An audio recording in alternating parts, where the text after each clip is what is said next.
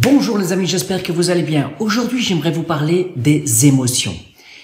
Vous avez déjà entendu parler, bien sûr, qu'il y a des émotions positives et des émotions négatives. J'ai souvent prôné, et je prône encore, même avec une certaine nuance, toutes ces émotions qui sont bonnes, qu'on juge bonnes ou mauvaises. J'aimerais vous faire comprendre quelque chose. En fait, il n'y a pas d'émotions bonnes ou mauvaises. C'est super important ce que j'essaie de vous expliquer. Les émotions, c'est votre corps qui les ressent. C'est pas quelque chose que vous contrôlez. C'est quelque chose que vous allez ressentir et que vous ne pouvez pas vraiment décrire en fait. Vous ne pouvez pas vraiment dire pourquoi ce que vous sentez. Si, vous pouvez bien sûr, admettons que vous avez perdu un proche, dire voilà, je suis triste parce que j'ai perdu cette personne et que je ne pourrai peut-être plus jamais lui parler. Ça c'est un fait. Mais il y a des fois des émotions que vous ressentez et vous ne savez pas pourquoi. Alors, la société, elle réprimande un peu ça et veut qu'on ait absolument que des émotions positives, que des émotions de joie, de plénitude, de gratitude. Et c'est quelque part oublier une partie de nous-mêmes.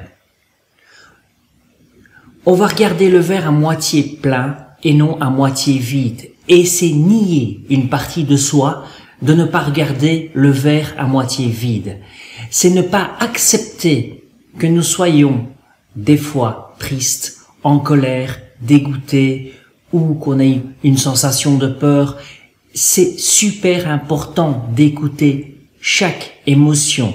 Parce que si vous commencez à rentrer dans le déni d'émotions, à un moment donné, ces émotions vont vous submerger. Peut-être même vous faire tomber dans un burn-out.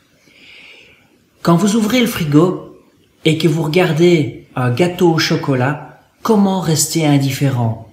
Comment ne pas voir que ce gâteau peut représenter toutes les panels d'émotions que vous essayez de nier sous prétexte que la société veut vous voir uniquement positif?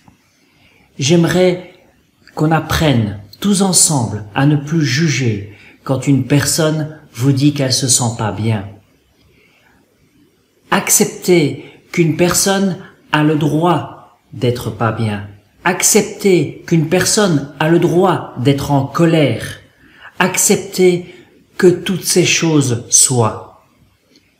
Pour que ce monde soit enfin une ouverture d'esprit et non une déshumanisation de la société vers une société qui serait totalement hypocrite et qui ferait un déni progressiste de nos émotions qui sont toute une palette de couleurs, comme un arc-en-ciel. Merci. Pensez à ce que je vous dis. Écoutez votre corps.